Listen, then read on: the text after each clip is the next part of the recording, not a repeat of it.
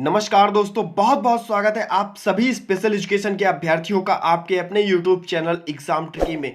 दोस्तों, आप सभी स्टूडेंट तैयारी कर रहे होंगे और अच्छे से पढ़ रहे होंगे। दोस्तों, आज हम इस वीडियो में बात करने वाले हैं शॉर्ट टाइप क्वेश्चंस के पार्ट 7 पर, और कुछ बेहतरीन क्वेश्चनों के साथ में आपको इस वीडियो में क्वेश्चंस देखने को मिलेंगे।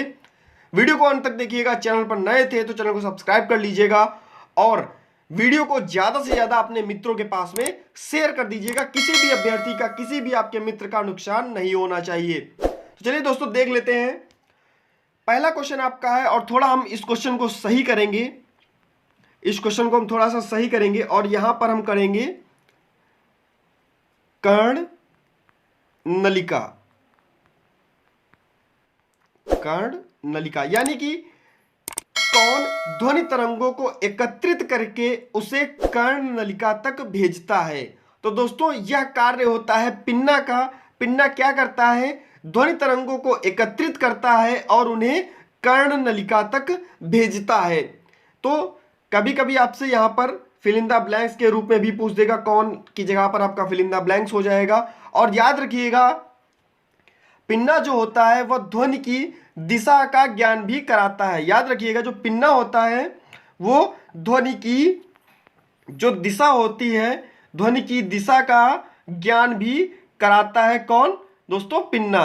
तो याद रखिएगा, ध्वनि तरंगों को एकत्रित करके कर्ण नलिका तक भेजेगा पिन्ना, और ध्वनि की दिशा का ज्ञान कौन कराएगा? वह भी पिन्ना ही कराएगा। नेक्स्ट आपका है कर्ण नलिका में उपस्थित और धूल आदि को अंदर प्रवेश करने से रोकता है। यानी कि कर्ण नलिका में कौन सी चीजें ऐसी उपस्थित होती हैं जो धूल आदि के जो कण होते हैं उनको अंदर जाने में, अंदर प्रवेश करने में रोकता है। तो दोस्तों, आप सभी को पता है कि जो हेयर होते हैं वो होते हैं कर्ण नलिका में, और वैक्स इंस्टेक्ट, दोस्तों ये जो होते हैं ये धूल आदि के जो फालतू की चीजें हैं जिनको रोका जा सकता है।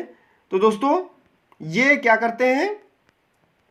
कान के अंदर जाने में रोकते हैं। यानी कि हेयर और वैक्स इंस्टेक्ट जो होते हैं ये दोस्तों क्या करते हैं? जो धूल आदि के कण होते हैं इनको अंदर प्रवेश नहीं करने देते कान में। तो याद रखिएगा। और आपसे यहां पर ट्रू फॉल्स भी कह सकता है कि हेयर और वैक्स इंस्टेक्ट जो होते हैं वो क्या धूल के कणों को रोकते हैं या धूल के कणों को नहीं रोकते। दोस्तों, आपसे यहां पर सत्य असत्य भी पूछा जा सकता है। नेक्स्ट देखते हैं। तीसरा क्वेश्चन आपका है मध्य कर्ण पटल ध्वनि को लगभग कितने डेसिबल तक बढ़ा देता है। जो मध्य कर्ण पटल होता है वह ध्वनि को लगभग कितने डेसिबल तक बढ़ा देता है। याद रखिएगा एक चीज, डेसिबल हमेशा ऐसे ही लिखा जाता है, डी छोटी बनेगी और बी बड़ी बनेगी। तो याद रखिएगा। टेलीग्राम ग्रुप से जुड़ने के लिए दोस्तों इस वीडियो के डिस्क्रिप्शन बॉक्स में आपको लिंक मिल जाएगा। आप लोग हमारे टेलीग्राम ग्रुप से जुड़ सकते हैं, जहां पर मैं काफी सारे महत्वपूर्ण वीडियोस के लिंक आपको शेयर कर देता हूं। तो आप लोग उन वीडियोस को देख सकते हैं और काफी सारी चीजें आपको देखने को मिलती हैं। मध्य कर्ण पटल ध्वनि को लगभग कितने डेसिबल तक बढ़ा देता है। तो दोस्तों, वह बढ़ा देता है 27 डेसिबल तक। और डीबी ऐसे ही लिखिएगा, कभी भी गलती ना कीजिएगा, डीबी आप लोग ऐसे ही लिखेंगे। नेक्स्ट हम बात करते हैं चौथे क्वेश्चन पर, और बहुत ही अच्छा क्वेश्चन है। आपको जितने भी इस वीडियो में क्वेश्चन मिलेंगे, बेहतरीन क्वेश्चन मिलेंगे, वीडियो को शेयर जरूर कर दीजिएगा अपने मित्रों के पास में। तेज आवाज आने पर कौन सी मसल्स सिकुड़ जाती है।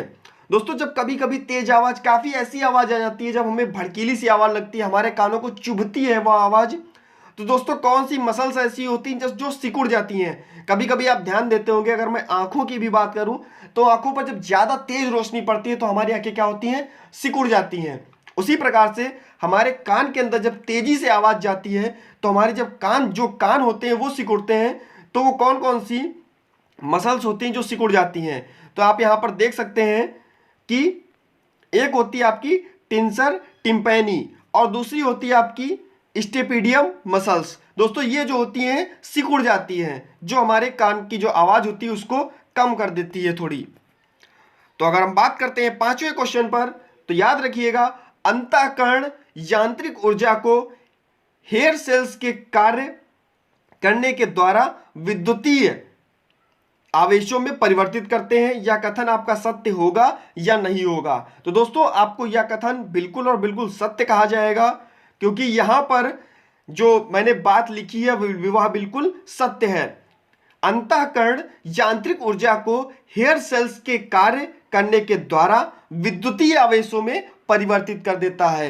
यानी कि यांत्रिक ऊर्जा किसमें परिवर्तित हो रही है दोस्तों? विद्युतीय आवेशों में। याद रखिएगा यह कथन आपका बिल्कुल और बिल्कुल सत्य है, ट्रू है। आगे बात करते हैं कॉन्क्लिया।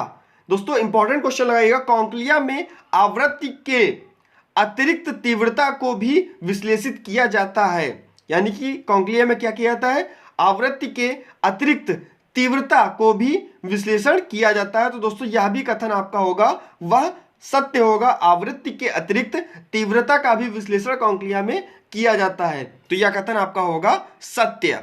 आगे हम बात करते हैं 7वें क्वेश्चन पर, और इंपॉर्टेंट क्वेश्चन आप लगा सकते हैं कि मनुष्यों में ध्वनि की तीव्रता का परिसर लगभग 20 से 20,000 हर्ट्ज तक होता है। तो दोस्तों यह भी कथन आपका सत्य होगा, और मैंने सारे सत्य कथन इसलिए बताए हैं, जब आप सही चीजों को याद करेंगे तो गलत चीजें आपको याद नहीं होंगी और आप तुरंत समझ जाएंगे कि सही क्या है और गलत क्या है। तो याद रखिएगा मनुष्यों में ध्वनि की तीव्रता का परिसर लगभग 20 हर्ट्ज से 20,000 हर्ट्ज तक होता है। मैं मनुष्यों की बात कर रहा हूं। आगे हम बात कर लेते हैं 8वां क्वेश्चन, और इंपॉर्टेंट क्वेश्चन लगाइएगा। ध्वनि तरंगों के अभिलक्षण होते हैं। तो दोस्तों ध्वनि तरंगों के जो अभिलक्षण होते हैं वो होते हैं 3, और 3 अभिलक्षण कौन कौन से होते हैं? याद रखिएगा, आवृत्ति, पहला कौन सा आपका? आवृत्ति, दूसरा आपका आयाम, और तीसरा आपका वेग। तो दोस्तों ये ध्वनि तरंगों के अभिलक्षण होते हैं, आवृत्ति, आयाम और वेग। याद रखिएगा। और नेक्स्ट आपका जो क्वेश्चन है, मोस्ट इंपॉर्टेंट क्वेश्चन लगाइएगा और देखिएगा, 2 क्रमागत संपीड़नों तथा 2 क्रमागत विरलनों के बीच की दूरी कहलाती है। दोस्तों 2 क्रमागत संपीड़न और 2 क्रमागत विरलन के बीच की दूरी कहलाएगी तरंग दैर्ध्य। तरंग दैर्ध्य ये कहलाएगी 2 क्रमागत संपीड़नों और 2 क्रमागत विरलों के बीच की दूरी। और तरंग दैर्ध्य का जो मात्रक होता है, अगर हम मात्रक कहते हैं तो एसआई मात्रक की अगर हम बात करते हैं तो एसआई मात्रक होता है आपका मीटर, जिसे हम एम से भी प्रदर्शित कर सकते हैं। तो याद रखिएगा 2 क्रमागत संपीड़नों और 2 क्रमागत विरलों के बीच की दूरी तरंग दैर्ध्य कहलाती है। नेक्स्ट बात करते हैं श्रवण विकलांगता की परिभाषाओं पर। यानी कि आपसे पूछ सकता है कि श्रवण विकलांगता की परिभाषा भारतीय पुनर्वास परिषद के अनुसार दीजिए, या विकलांग जन अधिनियम पीडब्ल्यूडी एक्ट 1995 के अनुसार दीजिए। तो मैं दोनों चीजों पर बात करूंगा, दोनों परिभाषाएं आपको यहां पर देखने को मिलेंगी। भारतीय पुनर्वास परिषद 1992 के अनुसार आप देख सकते हैं, जब बधिरता 70 हो या जब बधिरता 70 हो तो व्यवसायिक तथा 55 डीबी तक हो। यानी कि यहां पर 70 डीबी की बात हो रही है।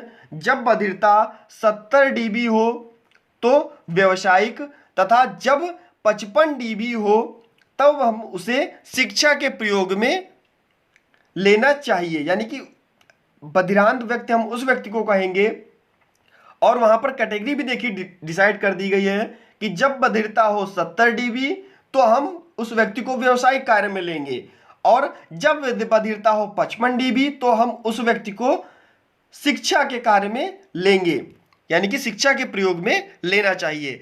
नेक्स्ट देखते हैं विकलांग जन अधिनियम 1995 के अनुसार।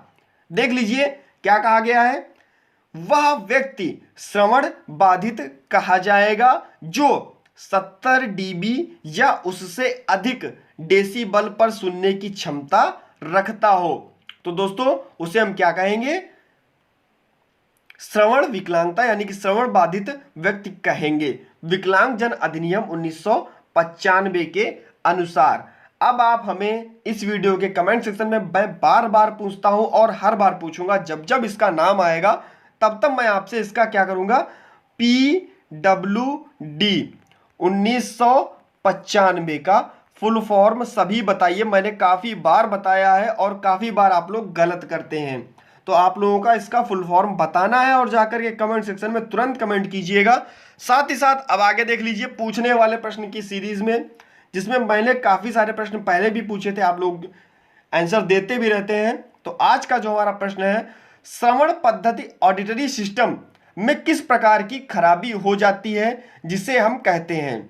यहां पर आपको ऑप्शन मिलेंगे, ऑर्गेनिक श्रवण और दूसरा आपका नॉन ऑर्गेनिक श्रवण दोष। तो यहां पर आपको दो ऑप्शन मैंने दे दिए, ऑर्गेनिक श्रवण दोष या और नॉन ऑर्गेनिक श्रवण दोष। तो यहां पर आपको दो ऑप्शन मैंने दे दिए, श्रवण पद्धति ऑडिटरी सिस्टम में किस प्रकार की खराबी हो जाती है जिसे हम कहते हैं। किसी भी प्रकार की जब खराबी हो जाती है उस खराबी को हम क्या कहते हैं, ये आपको कमेंट सेक्शन में बताना है। मैंने आपको दोनों ऑप्शंस दे दिए हैं। वीडियो को शेयर कर दीजिएगा, चैनल पर नए थे तो चैनल को सब्सक्राइब करने के बाद में बेल आइकन को प्रेस कर लीजिएगा। मिलता हूं दोस्तों नेक्स्ट वीडियो में कुछ और अच्छे क्वेश्चनों के साथ, तब तक बने रहिए हमारे साथ। धन्यवाद।